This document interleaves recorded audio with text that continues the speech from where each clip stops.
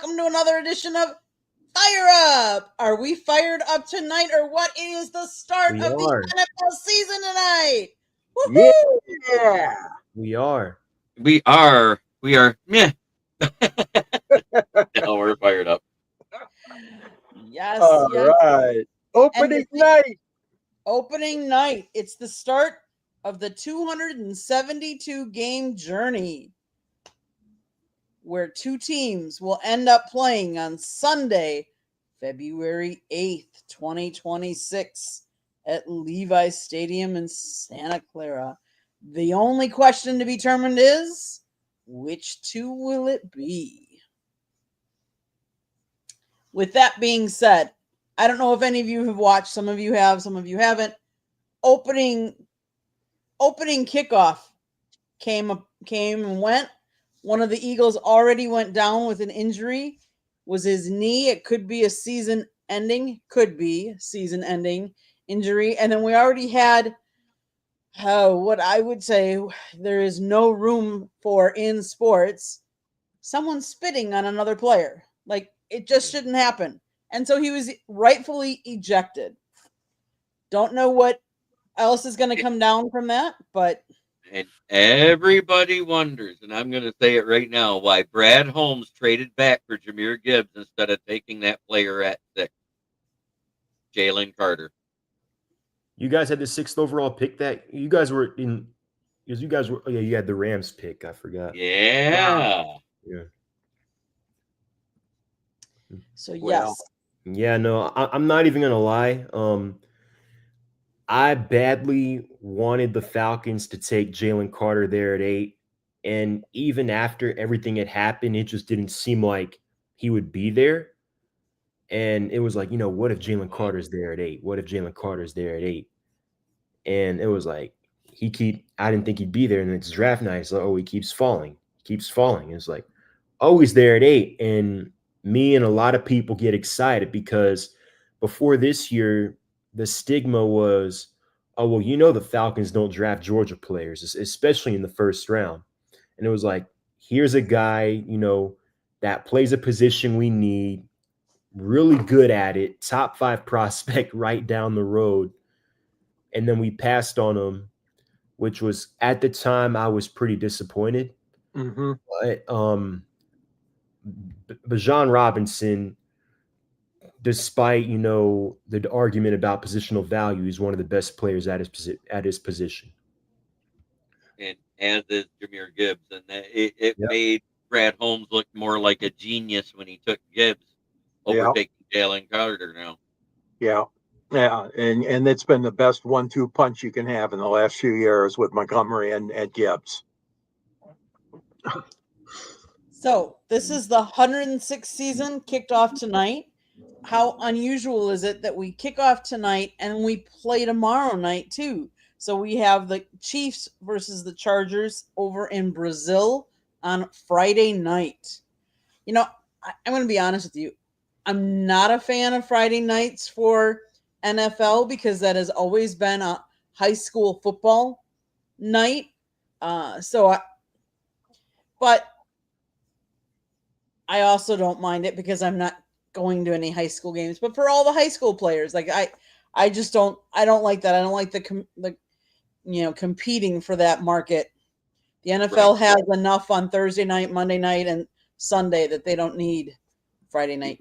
The only redeeming value you can catch on it, because it's early in the football season and they're trying to get the games over before it gets too dark.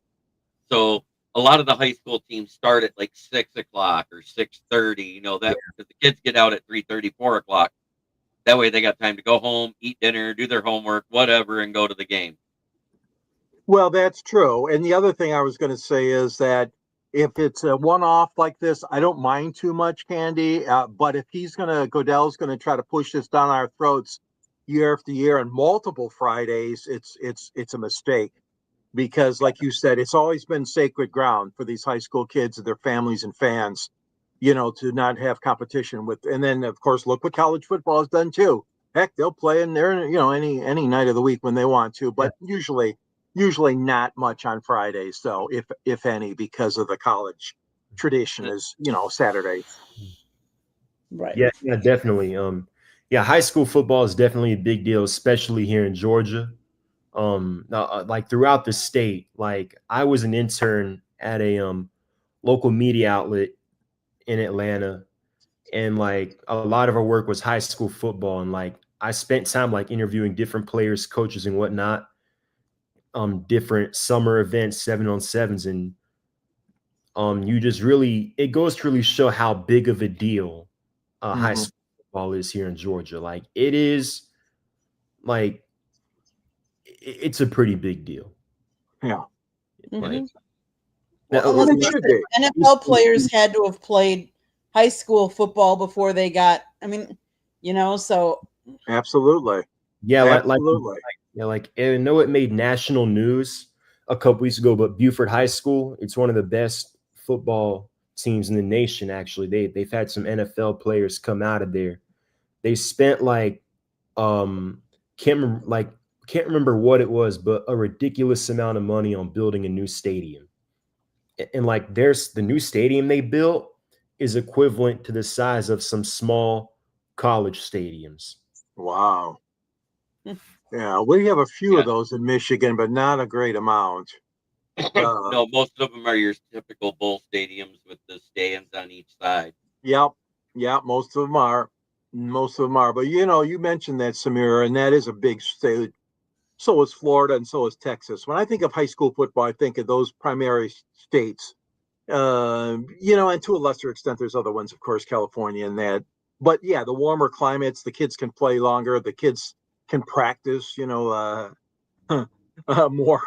in that weather than they can up in northern Michigan or Ohio, even. except I would say George, and I wouldn't argue this with you, but it is so hot right now down here in Florida that it's hard for them to be practicing long and stuff like that. Yes, they Yeah, do. I yeah, mean, Florida is a breeding ground for football. That's for sure. for sure. But- Yeah. so let's talk a little bit like the matchup tonight. Obviously, Super Bowl champions Eagles against the Dallas Cowboys. The Eagles did just score, so it is a tie game now. Yeah. I know. But yeah, tie game with 6:46 left in the second. Tomorrow night is the Eagles and Chargers. Is that what the game that's tomorrow night? Chargers. Chiefs and Chargers. I'm sorry. Yes. And then Sunday night is the MVPs meet because it's Lamar with the Baltimore against Josh Allen and the Buffalo Bills.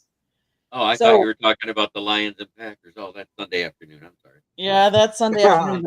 They weren't MVPs last year. We'll get into some of that, but Yeah. so what one of that three games? Which one do you find the most interesting? Are you looking forward to watching the most? Out of those games, I would have to go with definitely the Ravens and the Bills. Because when you think of the top contenders in the AFC, it's Kansas City, Baltimore, Buffalo, and then the field.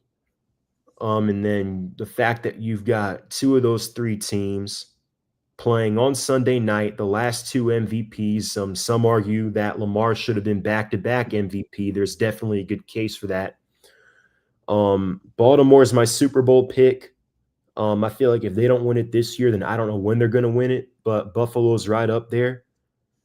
So it should be a really good game. And that's the last home opener for the Bills at their current stadium. Okay.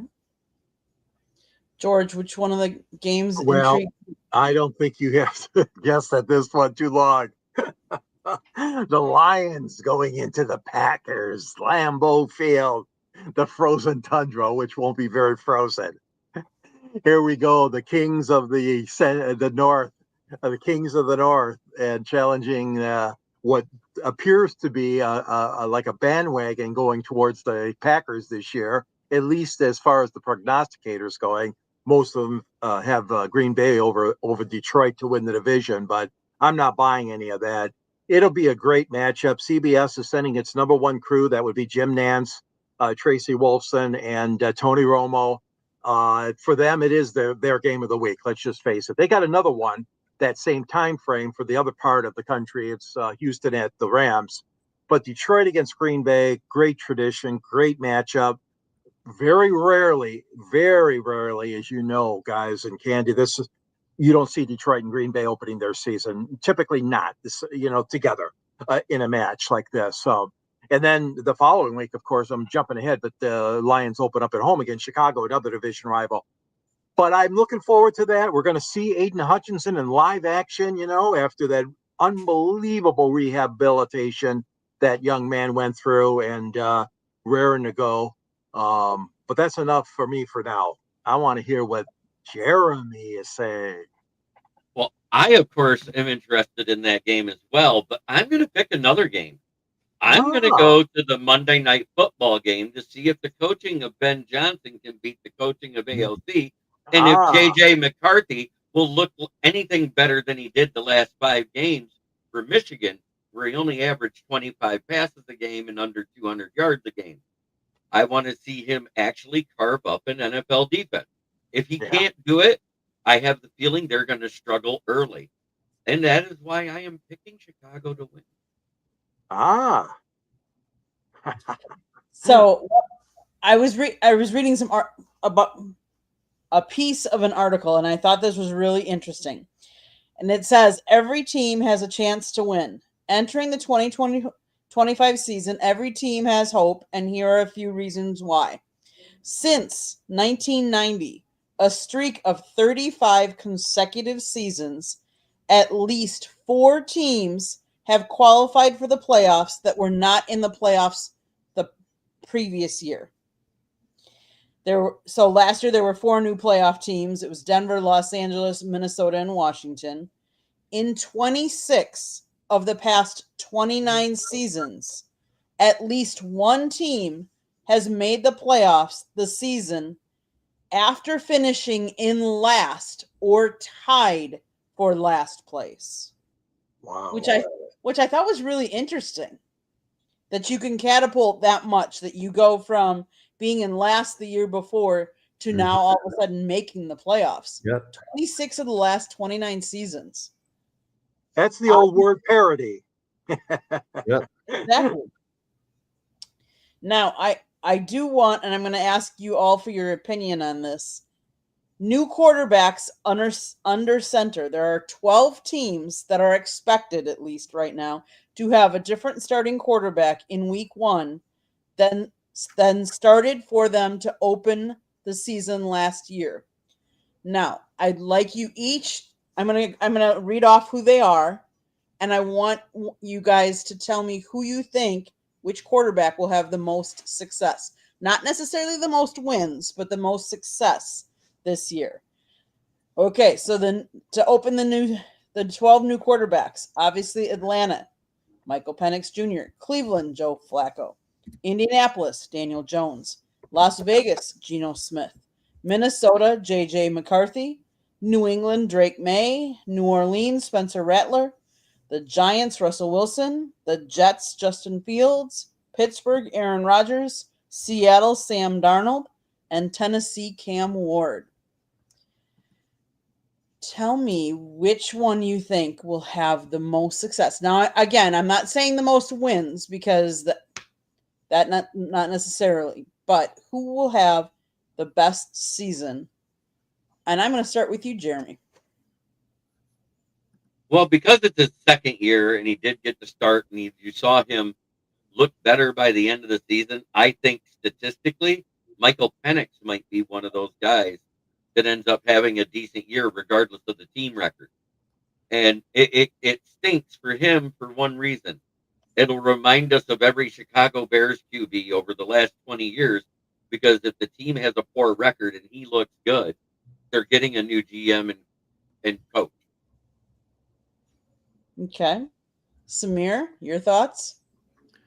So I'm actually going to go outside of my backyard, since I guess Jeremy already mentioned my Penix. And I think I'm going to go. So there's 12 new ones: Darnold, McCarthy, Penix. Penix, Flacco, Jones, Gino, Drake May, Spencer Rattler, Russell Wilson, Justin Fields, Aaron Rodgers, Sam Darnold, and Cam Ward. Oh yeah. So who do I think will have the most success? Well, so the answer not named Michael Penix, since I'm going Okay. gonna move in a different direction. Yep. I think I'm gonna go with JJ McCarthy. And the reasoning because he's got weapons around him. Jordan Addison's going to be out for a couple of games, 2 or 3 games to start the year, but he's one of the better wide receiver twos in the NFL. You got Justin Jefferson. He's either 1A or 1B when it comes to who's the best wide receiver in the NFL. Aaron Jones is a little older, but he's still a solid starting running back. TJ Hawkinson. The O-line is solid, and you've got one of the best offensive play callers in the NFL in Kevin O'Connell. So it's going to be very difficult for him to not succeed, especially considering the Kevin O'Connell factor, because I think we've seen through Sam Darnold last year what Dave Canales has done with multiple quarterbacks and multiple stops, what good coaching and a good play caller can do for a quarterback, especially a young one. So quarterback not named Michael Penix, new starter that is going to be successful, in my opinion, is JJ McCarthy. Okay. George, your thoughts? Well, I know it's not the popular choice, but I'm going to still stick with Aaron Rodgers. Change of scenery, first-class organization with the Pittsburgh Steelers, and, of course, Mike Tomlinson as head coach, who always gets his double-digit wins, but he doesn't do anything in the playoffs, as we know. The Pittsburgh history of the last how many years. It hasn't been as much drama to some. It's always drama with Aaron Rodgers, but I think this time he was definitely more focused than in the time he spent with the Jets in New York. And again, I know it's a long shot, but I'm thinking that, he reflects on his career often, but this one really means a lot because he knows it's his very last shot. No question about it. It would be unbelievable if he took them to the Super Bowl. I'm not saying that, but I am saying they will be contenders in the playoffs. There's a lot of other great names in there. I mean, Penix is obviously one of them. JJ, I just can't go with him. Even though I'm a Michigan fan, I got to see what he can do again in the pros. It's terrible what happened last year, being out a whole year. That was very unfortunate. And just think about this. He could have spent that year with U of M and maybe won another second championship, but that's a subject for another day.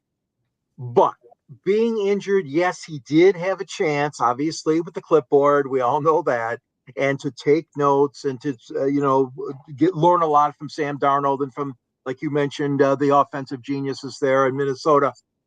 So I'm not discounting him. I'm just saying that I don't think it's a win-win for the Vikings right now in that situation. So I'm going to stick with the old man, the old guy from the Packers, from the Jets. And I'm going to put my money right now on Aaron Rodgers to successfully lead the Steelers to the playoffs. I'm not going any further, but they're going to make the playoffs with Rodgers. What about you, Candy? What about me? Well, you guys have. I mean, you have picked. I would have thought Michael Penix.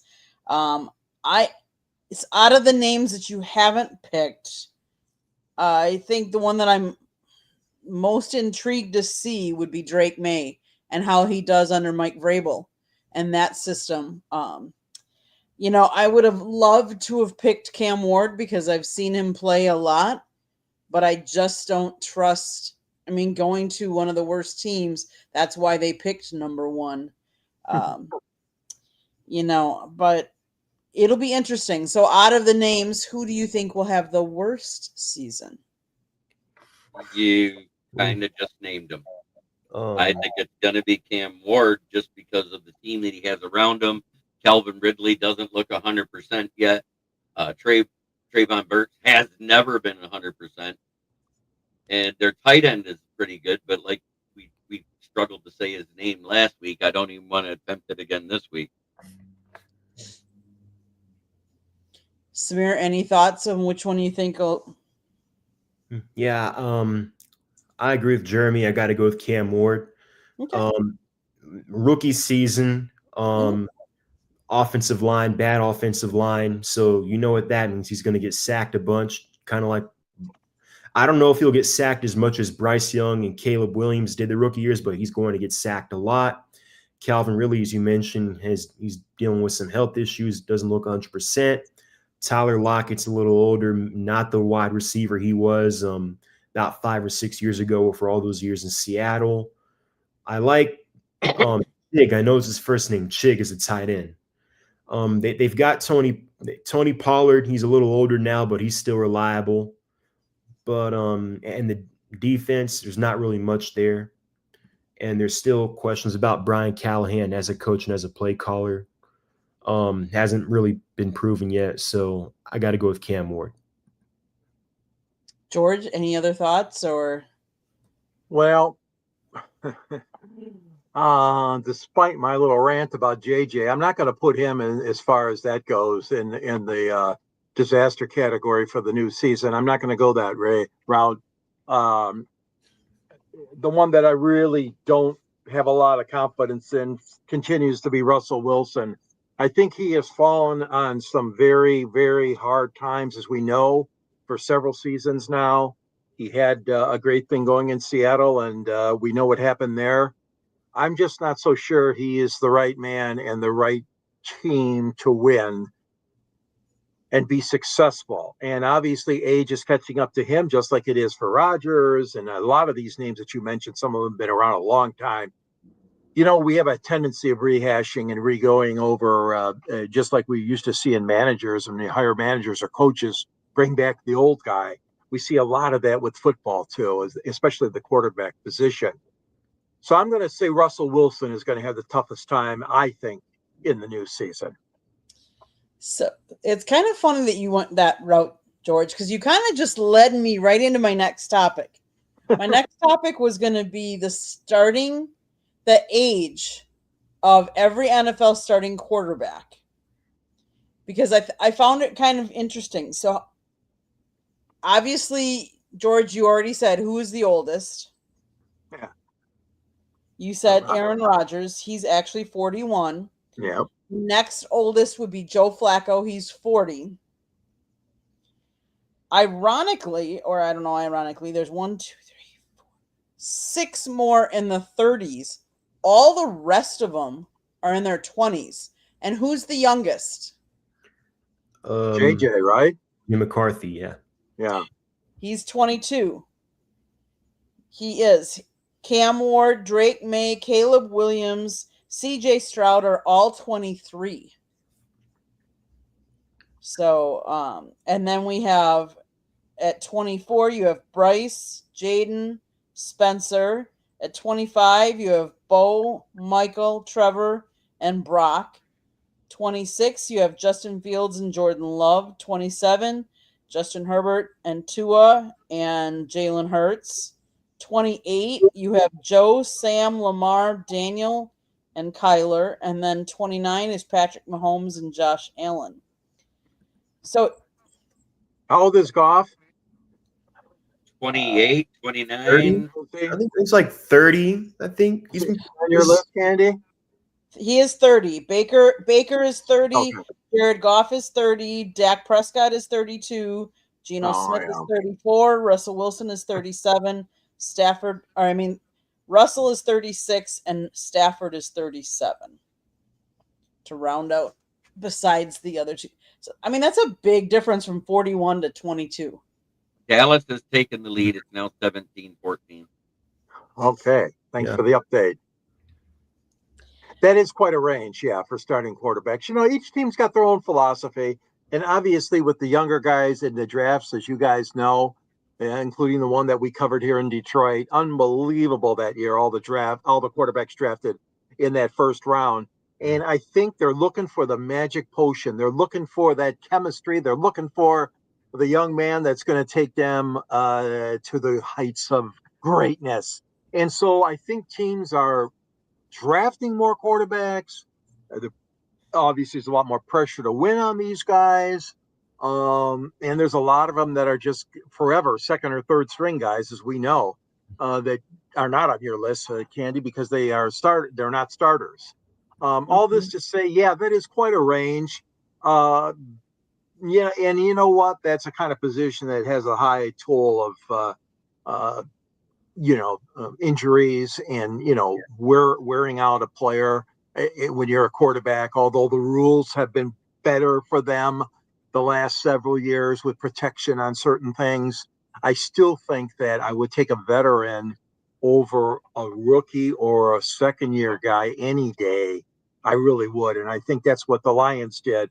When they gave up a veteran to get another veteran, but he's a younger veteran, and Goff versus Stafford. I don't know. Jeremy, your thoughts? The youth movement is because it's cheaper on a team. Right now, all these guys that are going into their second and third contract are getting anywhere from $48 to $55 million a year. That's anybody over that 50 mark is eating up over 18% of your salary.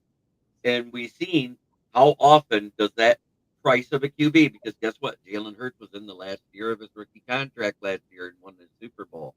Yeah. This is his first year of the super deal. So that don't count. The same with Mahomes. Mahomes now, he's out of his rookie contract. Did he win the Super Bowl?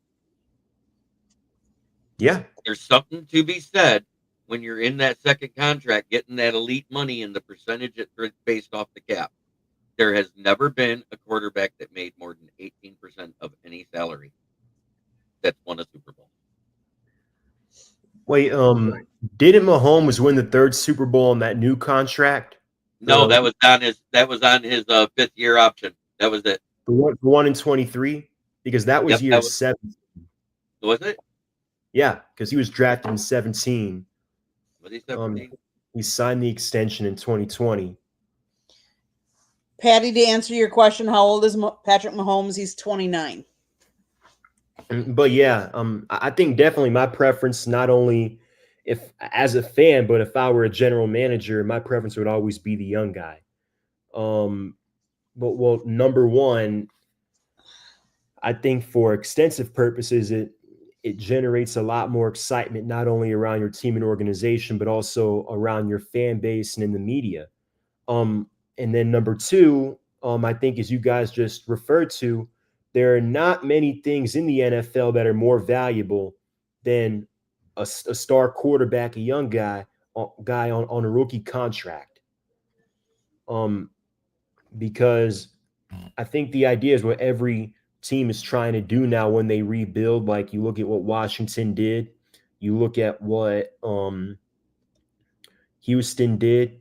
They are drafting these guys high, and they are spending a lot of their cap space on trying to build around them.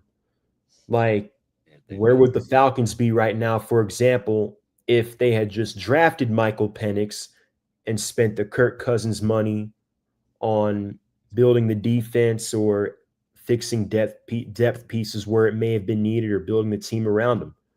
They'd be in a much different spot right now. Better spot at that. And as a matter of fact, if you do that, you probably win around the same number of games, 7-8 games, because Penix sort of struggled initially, as all rookie quarterbacks do. So he would have lost some games that Cousins ended up winning, but he would have developed as the season went on. So he would have won some games that Cousins had lost. So you probably end up with the same record. You have more money to either extend your homegrown talent or go out and get more talent. So yeah, that is really why the rookie contract is so much more valuable than getting a veteran or that second contract. Because when quarterback plays well, you sign that second contract. Well, then it's like, oh, now you have to let some of the guys, the homegrown guys that you may have drafted and developed, now you can't afford to keep everybody. Now it's even more important that you continue to draft well if you want to stay in contention. And that's why I think I saw a rumor that the owners were potentially discussing like adding a separate salary cap for positions like the quarterback, which I thought was interesting. I've heard that too. The one point I would say is the one thing that I give Tom Brady credit for is renegotiating his contract and taking less money, knowing that this is a team sport. And in order to excel and get as many Super Bowl wins as he did, he needed to have talent around him too, because he couldn't do it all himself. So that's one of the things I would say I really give Tom Brady credit for, that he did more than I've seen a lot of other QBs do, is take less money so other people can get paid so that you have more talent on the team. Well, it also helps when your wife makes as much as you did in 1 year as you did in your entire career. I mean, let's face it, Giselle made it a lot easier for him to take less money when they were married. True, but let's be honest, Jeremy. All of these guys make way too much money as it is. I mean, obviously they want to get paid as much as they want, much as they can, and I don't begrudge them that at all. But none of us on this panel know what it's like to make what they, even the league minimum is there, you know. Hey, speak for yourself, kiddo. Okay, I'm sorry, George. I've made it in my lifetime because I saw that last Social Security report I got in 2011. But anyway, you make a good point. Yeah, Samir, the only thing I would say that is that you are right about the youngster coming in and creating excitement. But as we've seen in many cases, let's talk about the Jets and the Browns mostly, and Atlanta. You know, when they had a young quarterback, sometimes things don't work out. So getting that second contract, I don't think is necessarily bad if the guy's a winning quarterback. And if he's there to stay, so to speak, like a Mahomes, seems like he's destined for Kansas City, perhaps. We don't know, his whole career. Difference with Stafford and Goff is obviously we all know about that. That was a super trade that had to be worked out and ended up being in both teams' favor. But it's difficult. And like we know, sometimes it's just a crapshoot. I mean, they could be the best quarterback in college, and then when they get to the NFL, as we all know, it's a whole new ball game. Some of the youngsters fail, but it does tie up. Going back to what you said, Jeremy, that is a lot of money that you're tying up in that one position. Your star quarterback, huge chunk of change as far as the cap goes. Yeah, I mean, it kind of does make sense that it would, because you can't win in the NFL without one. Like, I mean, the Bills are in contention every year in large part. They have a good roster, of course, but they're in contention in large part because of Josh Allen. Ravens, Lamar Jackson. Like when you get that quarterback and he hits, you're in that conversation. And also we've seen plenty of teams go after veteran quarterbacks and have it fall apart, just like, you know, when you draft them that high and they fall apart. Like the Colts did it with Matt Ryan. We just did it with Kirk. Jets, Aaron Rodgers, Browns, Deshaun Watson.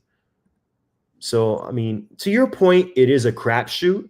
But if I had a preference, I would definitely take a risk on the young quarterback, because it's cheaper. And if he fails in 3 years, well, then that's if that you move on, right? Yeah, you have a chance to move on. You go back in there and get another one.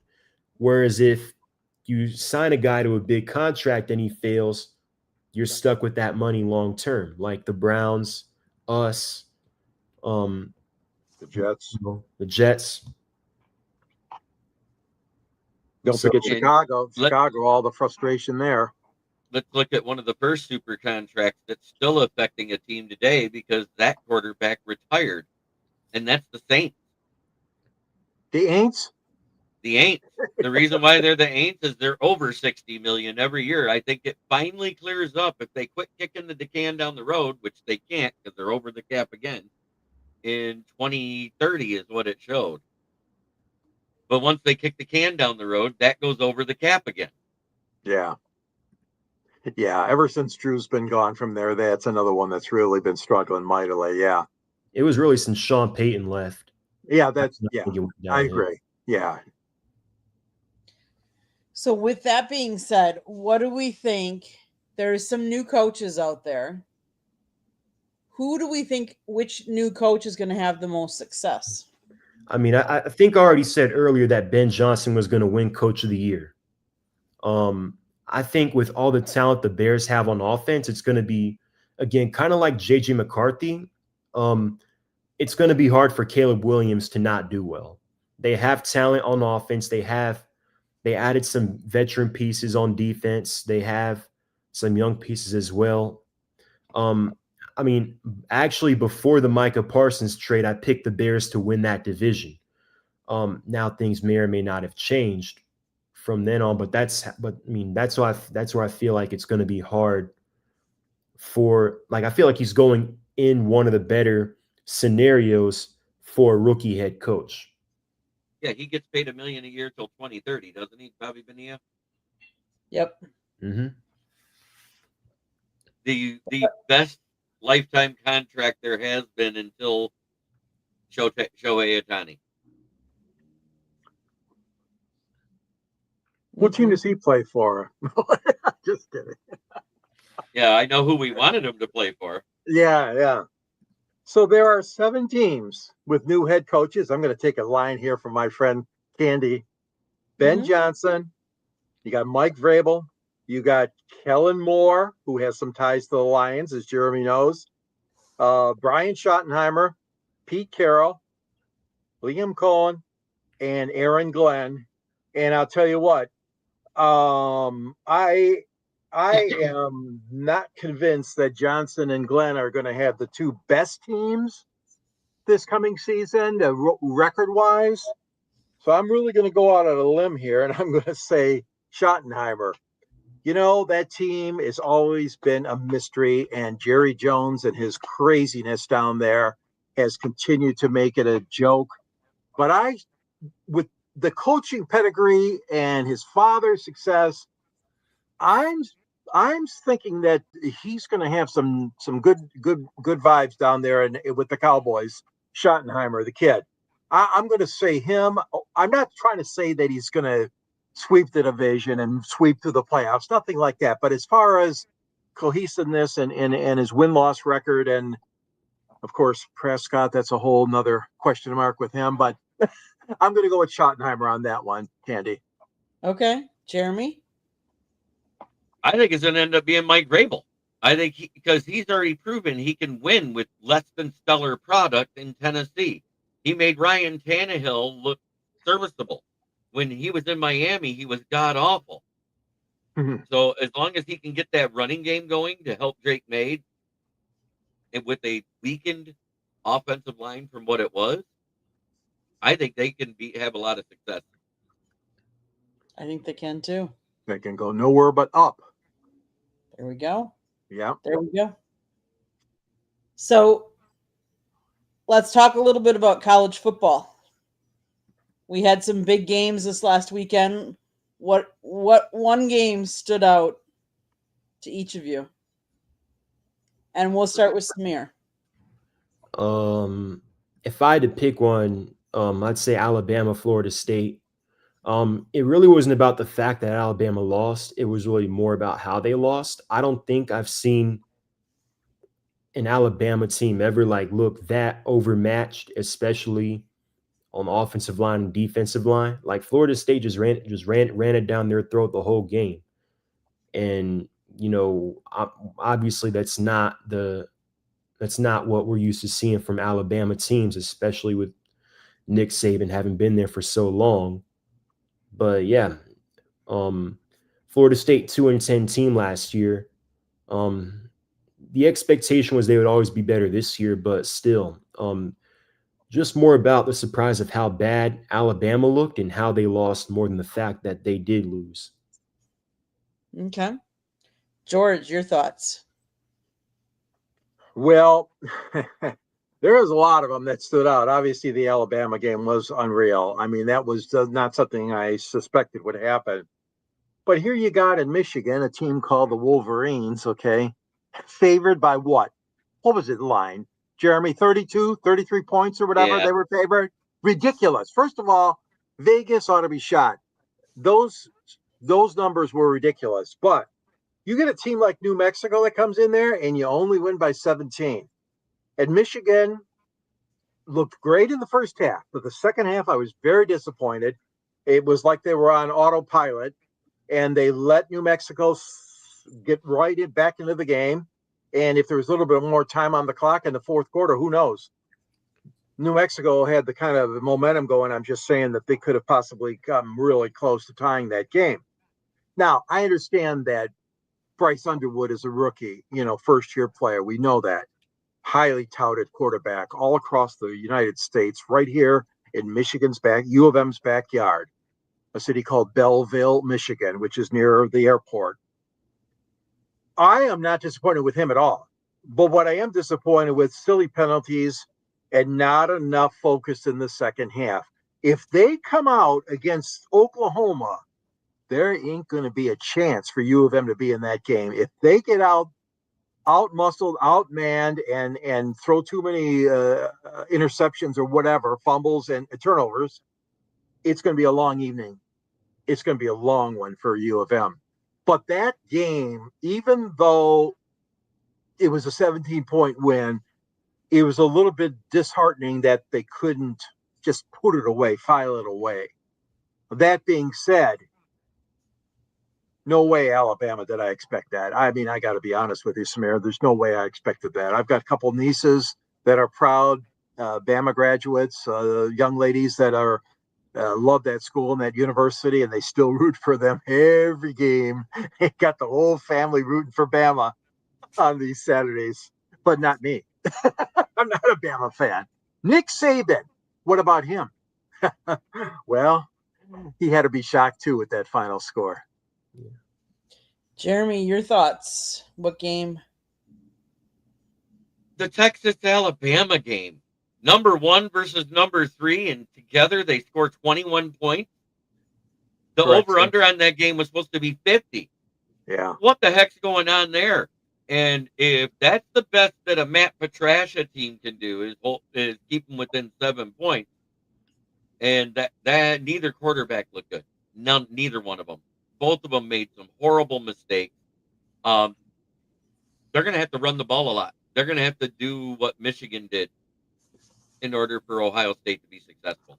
They're going to have to rush for 200 to 300 yards a game and try to keep him under 25 passes. Now, I will, obviously I was there, so I'm going to say the Hurricanes against Notre Dame. That was a game. I know, George, you're Notre Dame Fighting Irish, but what I will say is it rained the whole first half. And so that, I think, played a role in the game. I know Miami missed a field goal in the first half, and because the snap wasn't cleanly caught, and I think a lot of that had to do with it being wet and stuff like that. But I will say that even though there are a lot of people that said Carson Beck did really well, I wasn't sold.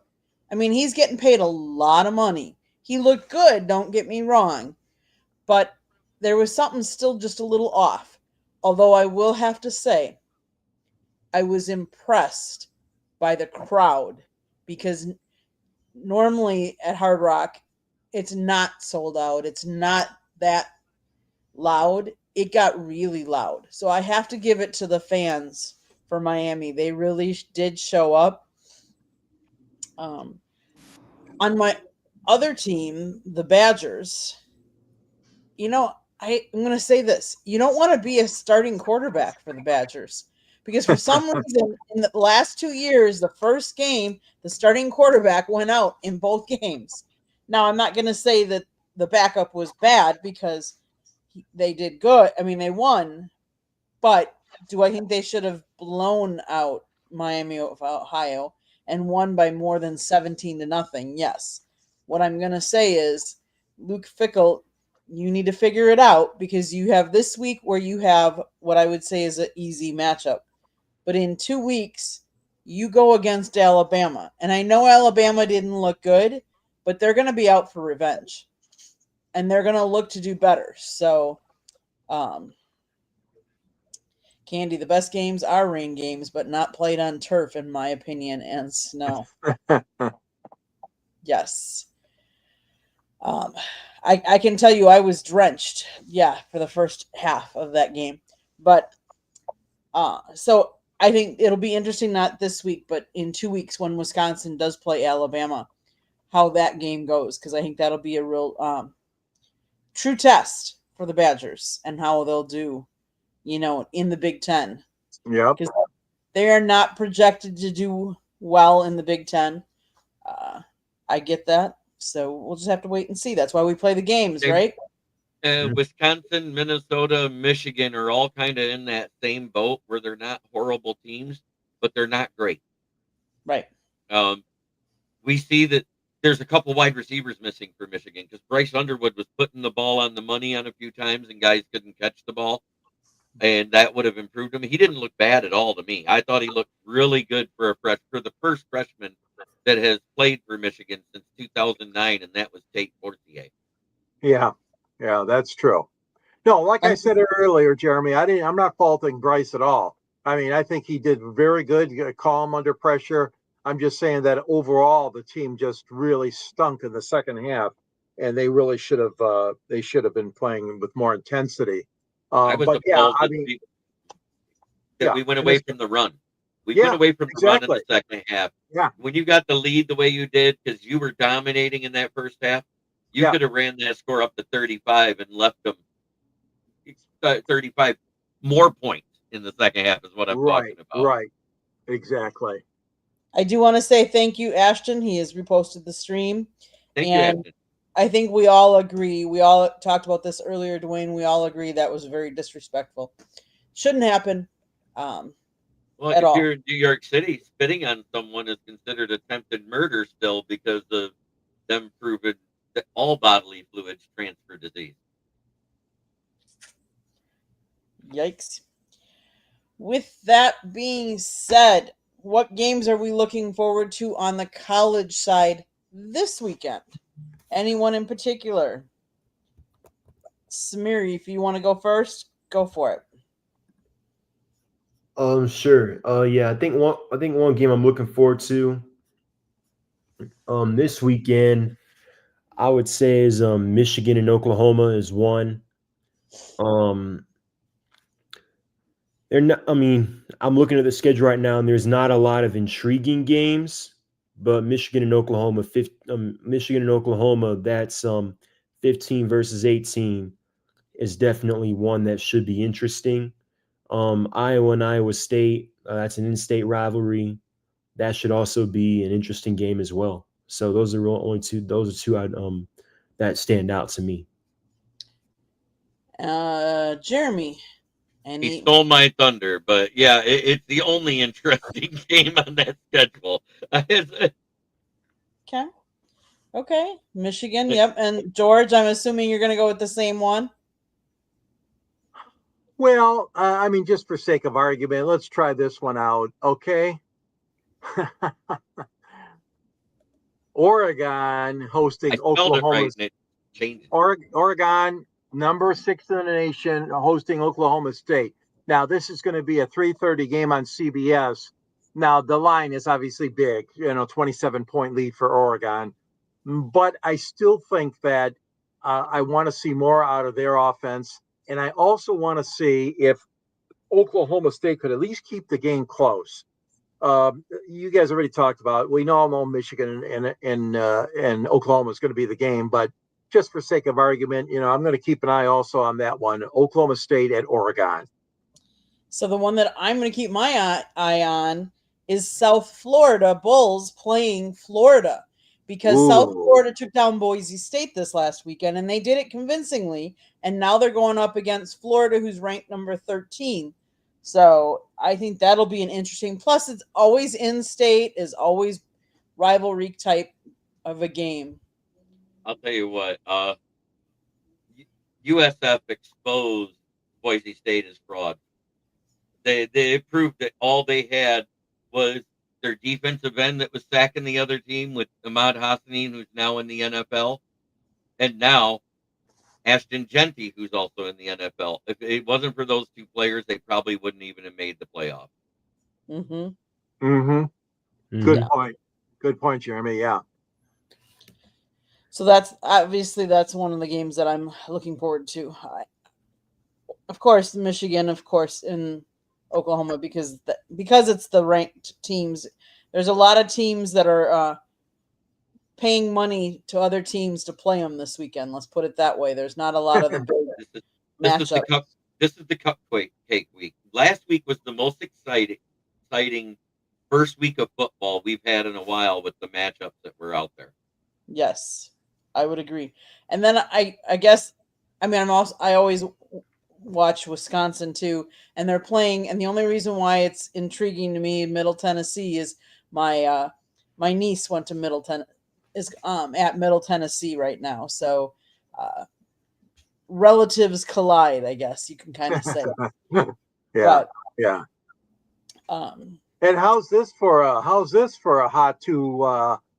potato games? Can you believe both of the Michigan schools are going to be playing at the same time? And one is on NBC national television, and the other one is on ABC. Interesting. I don't ever remember, guys, when Michigan and Michigan State were playing at the exact same time, but both of them were national telecasts. I think the last time was prime time. I mean, prime time. That's the word, Jeremy. Prime time. Yeah, okay, prime time. I was thinking, because the last time I remember them both being on at the same time on a national broadcast, it was NBC and Fox, because Michigan State had a 1:00 game. This was back when Perlis was there, so Michigan was playing Notre Dame with Bo Schembechler at the same time on NBC. So I do remember that back in the day. Yeah. But other than that, no, they usually don't even play the same time slot during a normal Saturday game. Right. So it'll be a lot of channel flipping here in the state of Michigan. Let me tell you. Yeah, not by me. I don't like gangrene. I'm going to go in a weird direction now. Not a weird, but kind of different direction. So I read today that some of the new foods that they're going to be serving at Lambeau Field this year, I just going to throw them out there. Want you guys' opinion. So one of them is the loaded big pretzel, which has sharp cheddar cheese sauce, crumbled brats, fried sauerkraut, beer cheese mustard sauce, and beer mustard on it. Oh. Then they also have a brat egg roll, which is crumbled brats, green and gold fajita mix, cheese curds, cream cheese. The pretzel and egg rolls are going to be available at the Johnsonville Tailgate Village. There's also a tenderloin sandwich, which is made up of roasted beef tenderloin, bourbon brown sugar onions, roasted mushrooms, A1 aioli, and corn-dusted Kaiser roll. Then there is one last green and gold barbecue chicken, golden chicken, house-made pickles, King's Hawaiian rolls, and coleslaw for some of the different food that they have that is new at Lambeau this year. I always find it interesting to see some of the stadiums, what their new foods or the different foods that they're coming up with for each part of the country. So that's what Lions fans will see at Lambeau this weekend. But, and if that doesn't get you a stomach ache, I don't know what will. Some of those, that's a great bit of variety there, Candy.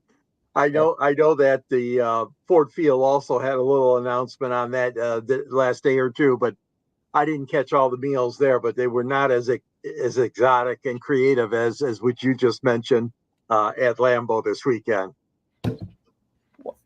Oh, where is that? I have to find that stat. I gotta.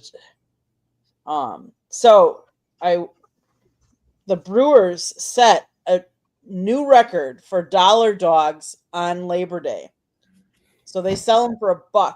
They sold 52,744 hot dogs on Labor Day. Oh my gosh. Yes. Wow. I ate Yes. 6 myself at home. That's insane. Mm-hmm. It is crazy. I mean, it's one of the. I had read that it's one of the stadiums, and actually, it's funny because their brats outsell hot dogs on all the other days of the year, because they have 4 different styles of brats. And I had that stat. I just don't seem to have lost it at this point. But Remember, Jeremy, we've got the Billy Sims with the ribs in Detroit. Our Billy Sims former barbecue. Yes, and boy, he makes some good ribs. Billy Sims. It's actually not in Detroit; it's in Troy. Oh, But okay. yes, yeah, that's where it opened. And on that opening weekend, he had a signing deal where Barry Sanders was there with him. Oh yeah, no, a fellow number 20. Yeah. So two of the 3 best 20s in Lions history was there. That's right. We all know That's who right. the third one is, and Yes, God we rest his do. soul. And we gotta say a prayer or two, because I heard that Lem is not doing very well. Lem Barney, the Hall of Famer. We gotta keep him in our thoughts and prayers. We'll leave it at that. He just needs some. Yeah. If we're going to do that, we might as well say thoughts and prayers to Brett Favre, too. If you've heard, he is obviously battling Parkinson's. He has on the right, it's affecting the right side now, and even his swallowing. So it's advancing. And let's face it, he played hard when he played football, and he played for how long, and he had how many concussions, and that did not help him at all. And they say that with the new CTE findings, that it actually it makes Parkinson's more progressive if they are prone to it through heredity. Wow. Yeah, and that's unfortunate because yeah, that's tough. It is. Yeah. It is. Okay, let's talk a little baseball. You guys want to talk about your teams? How about them Tigers? We'll let you go first, Jeremy. What do you think? Well, even though they're floundering a little bit right now, AJ Hinch talked about it on the ticket yesterday. They're still looking for a solid number 2, because that's really all you need in the postseason with the 4-man rotation. And they're hoping they can get it out of Charlie, but it didn't look so good. The other one is being moved to middle relief to help get him over the jitters, because he's been getting banged up in the first inning. So I hope they can figure something out. I hope they can get Jackson Jobe back before the end of the month, because I think that would help tremendously, because he's been with AAA Toledo and his second start is due sometime this week. I agree. There's got to be a point where I know he's going to be trying a lot of guys out. It's kind of like an audition in September. I guess you can do that if you're the Tigers. You got a 10-game lead, and unless there's a total collapse, which I don't think there'll be, Detroit should be in the hunt for the top spot. But the thing is that a lot of those moves that were just kind of like borderline pitchers they picked up. I don't know. Was it Finnegan? His pitched very well. The bullpen, but right. I'd say the bullpen pickups have been way better than the starters, because in July when we started floundering, even the bullpen ERA started to creep up. They fell out of the top 10, and now they're back in the top 5. So that's a huge boost. But we don't want to see another bullpen start in this in a playoff series. Right. I'm sorry. I don't want to see that. Yeah. And I agree with you. I don't want to see that either, but you got to get that rotation squared away. And obviously Skubal's number 1, the best pitcher on the planet, as some people call him. But the fact of the matter is you need good, solid. And Casey Mize, I like Casey Mize. So there's your number 2, I think, or 3, depending on who. Ever since the All-Star break, he has not had his stuff. He's not locating his pitches well. He's getting beat up. So well, the other one is Flaherty, who's getting beat up too. He's a veteran and Montero never should have been a starter, but that's another story. I think if they get Jackson Jobe back and he can make a couple of starts and at least go 5 2/3 or a 6-inning stretch in the 2 starts that he'll have before the end of the month, that might end up being our 2 because his arm's well rested. Yeah, I agree. Samir, you want to talk baseball? Yeah, definitely. So, if we're talking about our teams, the Braves have obviously been out of it since about early July. It's been a rough season. Guys underperforming, injuries. Bullpen's been suspect all season. Our entire starting rotation from opening day has suffered through injuries.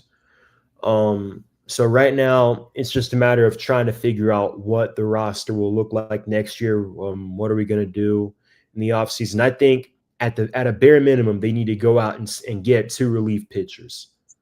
Because we've been losing a lot of close games, a lot of one-run games this year, and that's been due in large part because of not only have we not been able to hit, but the bullpen has not been able to get outs when they've needed to get out. So we need at least 2 more relief pitchers.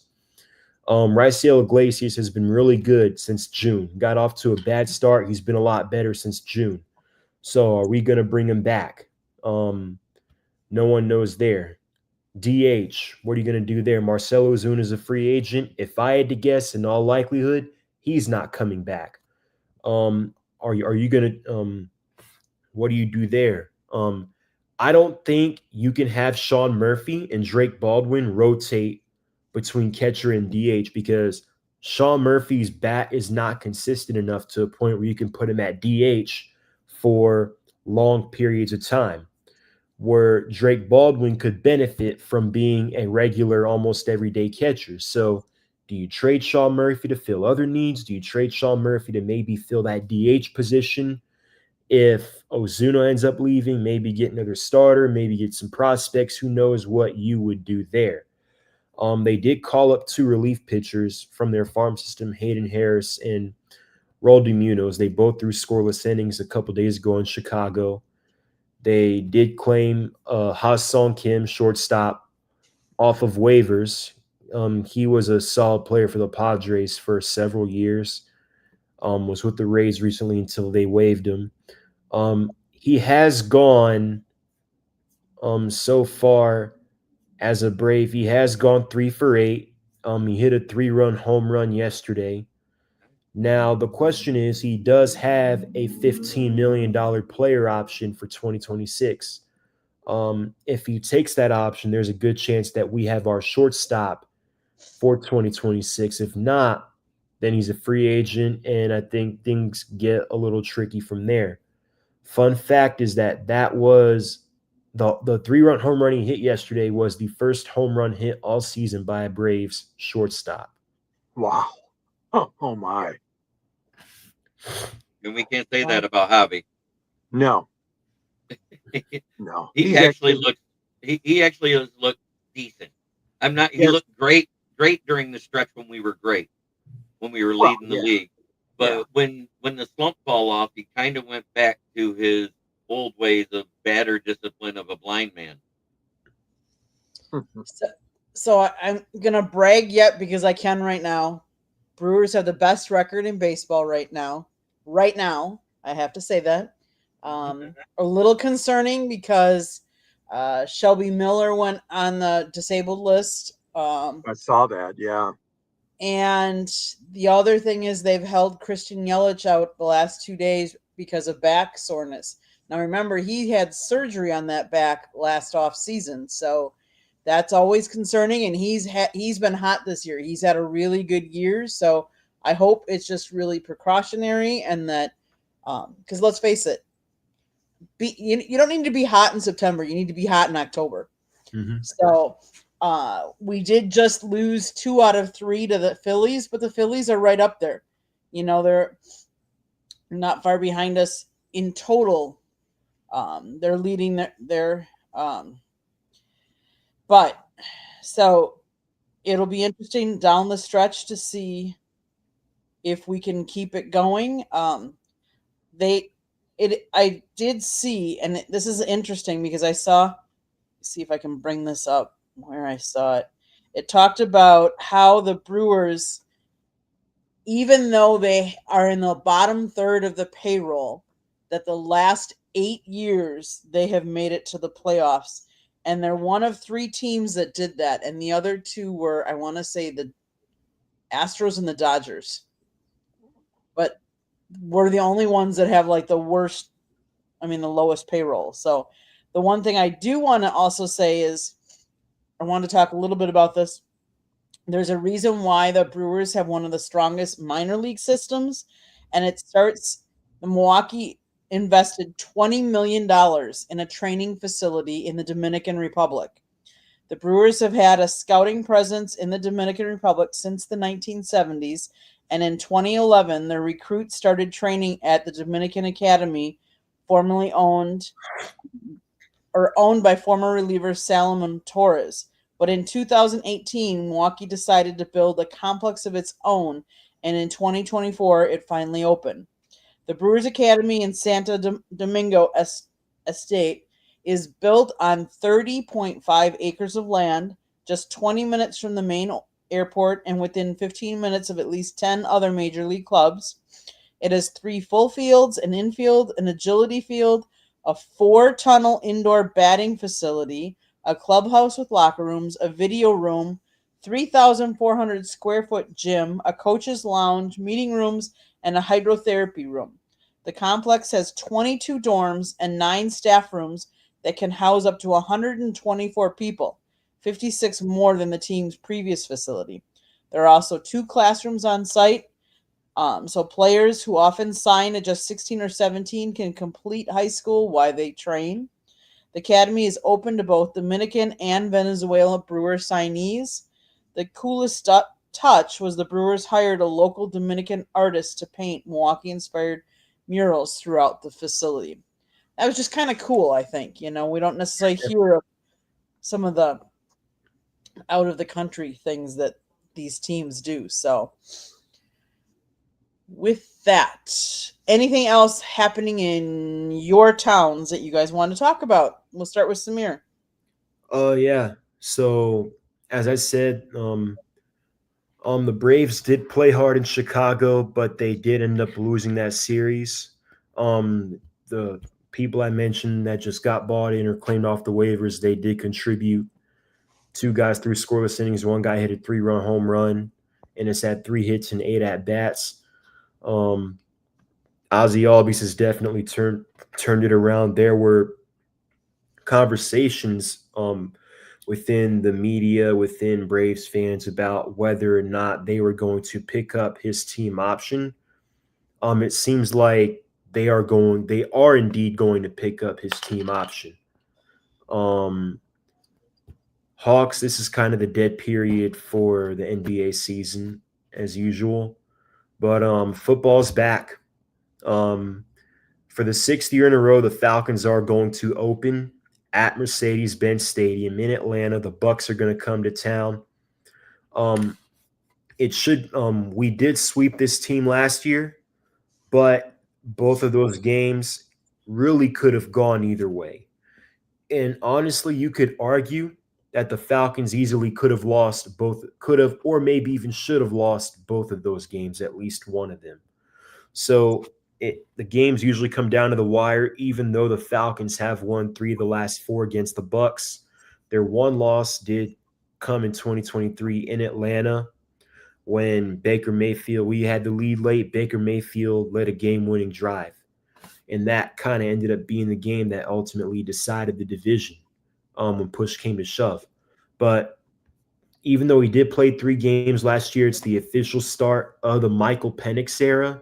So there's a lot of excitement around that, a lot of excitement of the 6 first and second year players, including 4 rookies on our defense that are either going to start or are going to play a significant role or take a significant number of snaps. It's going to be a high-scoring game. I have highlighted the Falcons' offense week 1 struggles and over the past 7 years, averaging 16.5 points. Could it be due to the starters not playing in the preseason? I don't know. But the Bucs do have some injuries. Tristan Wirfs is out, their Pro Bowl tackle. Chris Godwin is still nursing that ankle injury he suffered last year. And Jalen McMillan, one of their young star receivers, got hurt against the Steelers. And notably, Vita Vea has missed practice with a foot injury 2 days in a row. So if he specifically is not able to go, that would be a huge loss for the Bucs defense. We're missing Caleb McGarry for the season. Darnell Mooney is considered a game-time decision, so he may or may not be there. If he's not there, that's a huge blow to our wide receiver room. But overall, I think it should be a good game. The fan in me is picking the Falcons to win, but I think overall, unfortunately, I think the Bucs are going to win it. It'll be a close one, though. I think the Bucs are going to win it 28-24. Okay. My George. My town, Detroit, Michigan. Yay! This is a special weekend for a dear friend of mine and Scott's. His name is George Blaha. George has called the Detroit Pistons games for 49 consecutive seasons. I kid you not. 49 seasons in a row. He is finally going to get the Kurt Gowdy Media Award for electronic media this weekend at the Naismith Memorial Basketball Hall of Fame, which is in Springfield, Mass. George is going to begin season 50 with this year's Piston team. He's also the voice, as many of you know, of the Michigan State Spartans football team and has had that for over 40 years. George is so well deserving of this honor. He's a gentleman. He's one of the people that, you know, it's hard to hear any criticism or something bad about him. He is just a class act. And the fact that he's going to be joined, I understand, by Tayshaun Prince and Isaiah Thomas are going to be at the Hall of Fame and welcoming and helping George get his award. Also, there's going to be Dennis Rodman is coming as well. Swin Cash, who played for the Detroit Shock, she's going to be there. There's a great group of people being inducted this year. Carmelo Anthony and Dwight Howard. And then in women's basketball, Sue Bird, Sylvia Fowles, and Maya Moore. And also the last Olympic team from the 2008, I believe, will be honored as well. So it stands out to be a great time, a great opportunity for honoring people like George Blaha, as well as the players and coaches that are going to be there as well. So hats off to George as he continues to go on and broadcast the game. On a personal note, I've written letters to the Hall of Fame. I got to admit to you guys for 4 or 5 years in a row, asking him to consider George. And finally it came true. It came to pass. So we're very excited for George Blaha, the voice on television of the Detroit Pistons. That's my town. Mr. Jeremy. Well, we all know what's happening. My football team has traveled to Green Bay to practice today or tomorrow so that they can be ready for the game on Sunday. And lo and behold, I hope it doesn't go the way I predict it's going to go. And that's with 150 to 200 yards rushing and Micah Parsons playing about 10 to 15 snaps because of his back. Because if he's only on there every time they put him on the field, they know he's to rush the passer. They should run the ball because that's how you beat Micah Parsons. That's what we did 2 years ago and almost won that game if the refs didn't screw up the Taylor Decker 2-point conversion. Because we rushed for 172 yards and 3 touchdowns in that game. Yes, obviously, you guys talked about it. Your team is coming into my town. I think it'll be interesting to see if and how much Micah plays a role in the game. It also is the return of Aiden Hutchinson. He Yeah. went out last Yeah. year with an injury. He returns for the Lions. I think either way, it's going to be a good game. I'm looking forward to it. The other things that are obviously happening in my town, the Milwaukee Bucks signed Giannis's brother, Giannis. So that tells me that Giannis is definitely going to be back with the Bucks and will stay. So that's obviously a good sign.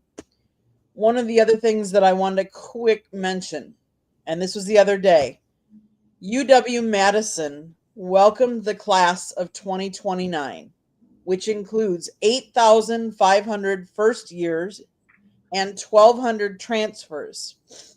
Out of a record number of applicants, 74,000 applicants applied to go to the University of Wisconsin-Madison, and only 8,500 were accepted as first years. So that 74,000 number stunned me. Staggering. It's staggering. Yeah.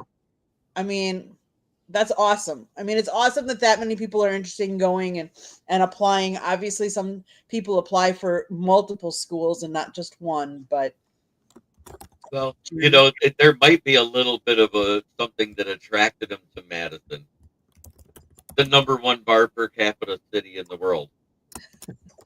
Because are they really?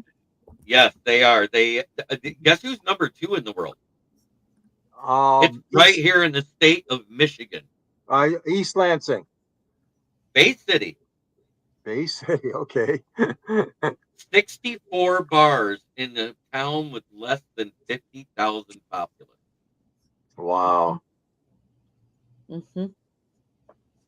That's more than a bar per capita. Yes. Yeah. Okay, I got to do my plug because I haven't plugged at all yet tonight, and we're almost done here. So, South Florida Tribune Publishing Company published a book, Lessons from the Microphone, Tuning into the Enduring Wisdom of Visionary Leaders. It is written by my husband, Scott Morganroth, but the foreword is written by another panelist here, Mr. George Eichhorn. Great job, George. It's a really good book. You got to read it. Talks about how media has changed over the last 40 plus years. It's available on Amazon, Barnes & Noble, Kindle, Google, and Apple Books. There's also a link on our website, www.southfloridatribune.com, where all 3 of these gentlemen have written from time to time. Go check out our website. Again, it's www.southfloridatribune.com. If you like to listen to podcasts, you can find us wherever you get your podcast. If you want to advertise or sponsor a show, you can call my husband, Scott, 954-304-4941. And if you want to be a guest or have topic ideas, you can always email us at southfloridatribune@gmail.com. I will say that I will preview, Scott, we do not have any programming tomorrow night, but Saturday morning, Scott has his Talking Baseball. It's the 3rd episode with Mickey Callaway. So you'll definitely have to watch it. It typically starts around approximately 9 a.m. on Saturday mornings. And that's before we will head down to Hard Rock Stadium because Miami is hosting Bethune-Cookman. So we will be doing that on Saturday. George, how can people find you? Well, you can find my writings on the South Florida Tribune website, as Candy mentioned, under the contributors section. I also write locally for a newspaper called the Downtown Detroit Monitor. And I have a book, The Detroit Sports Broadcasters on the Air. Was published many years back, but we still have it in circulation. There's a nice picture of it. Thank you, Candy. Ernie Harwell, Ray Lane, Van Patrick, Dan Miller, Frank Beckman. Oh my God, Bud Lynch, Bruce Martin, Ken Kell. We've had great announcers. We've been blessed. And George Blaha, of course, in the book. And there's a link at the end of my sports columns on the South Florida Tribune website to get that book, or just go to Amazon.com and look it up. Thank you. You can reach me at gicorn@yahoo.com, on Twitter at StanGSports99. I also am a very frequent contributor on LinkedIn as well as X or Twitter. Samir, how can people find you? You can find me on my X listed below, ATL_Samir2401. I post a lot of sports content, a lot of Atlanta sports content as well. And you can find me here on Fire Up on Thursday nights. Awesome. Jeremy, how can people find Well, you? Well, here on Thursday nights, I'm on Fire Up. On Tuesday nights, I'm with another group called Driving to the Top Productions for an open mic night. A situation similar to this, where we talk about a little of everything. Then, of course, you can find me, my writings, along with George's on the South Florida Tribune site under the Motor City Tribune heading, where I write about the Lions. And then you can find me on my channel, Kneecap Biting with the Motor City Lions, where I go live 7 times a week at least. Soon to be 8 because it's week 1. Tomorrow, this Saturday, I do my very first fantasy football show with my co-host Austin Hacker. Awesome. Great minds think alike, George, right? That was funny. That was in stereo. I heard 2 different voices, one in each ear. I mean, we couldn't have practiced that any better, Candy. No, it was perfection. It was like, wait, George, Candy? Yes. I will say, anybody that wants to go to our YouTube channel, if you see that red subscribe button, you haven't clicked it, like us, share us, turn on the notifications. We do have all kinds of interviews up after the Hurricane Notre Dame game. Scott got questions in with Carson Beck, with the kicker that kicked the winning field goal. He got questions in with Ruben Bain Jr. And then there was another one. I can't remember. Malachi Tony we have up. We also have the post-game press conference from Mario Cristobal. If you want to see, I put up some raw footage of when before the game, and then I put in some raw footage of after the game, and it shows Michael Irvin went over to, he was celebrating, as he's a big Hurricane fan. He went over and he celebrated with Carson Beck. It also shows Andre Johnson with Coach Mario Cristobal, but it's and I will say it's very raw. I just, was walking around and shooting video, and I put it up. So anybody, if you want to check any of those out, those are up on South Florida Tribune's YouTube channel. There's also a plethora of other great content as well. If you're a baseball fan, I highly recommend you going and watching Talking Baseball last weekend with Scott, Mickey Callaway, and Jim Riggleman, 2 former Major League Baseball managers. It was a great show. So there's a lot of great content. Go check it out. Anything else you guys want to quick mention or talk about before we sign off? Have a wonderful football weekend, boys and girls. Yep. Enjoy the games this weekend. Yeah. And as always, try every day to be a better person than you were the day before. That's the only way to make the world a better place. It starts right here. Okay, with that, enjoy football this weekend, everybody. And good luck to all of your teams except for Jeremy and George. Sorry. I can't say it, but nobody said I couldn't do sign language. I know. Okay. Have a good week, everybody. You too.